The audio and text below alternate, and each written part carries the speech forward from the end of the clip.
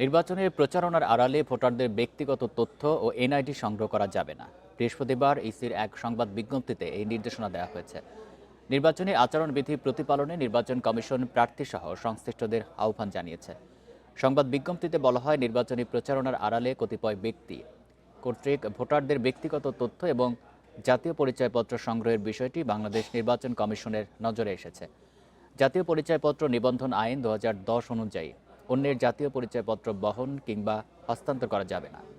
এছাড়া সংসদ নির্বাচনে রাজনৈতিক দল প্রার্থীর আচরণ বিধিমালা 2025-এর বিধি 4 অনুযায়ী কোনো রাজনৈতিক দল প্রার্থী কিংবা তার পক্ষে অন্য কেউ নির্বাচনী এলাকায় বসবাসকারী ব্যক্তি, গোষ্ঠী বা প্রতিষ্ঠানে কোনো প্রকার চাঁদা, অনুদান বা উপহার প্রদান করতে বা প্রদানের প্রতিশ্রুতি দিতে পারবেন না।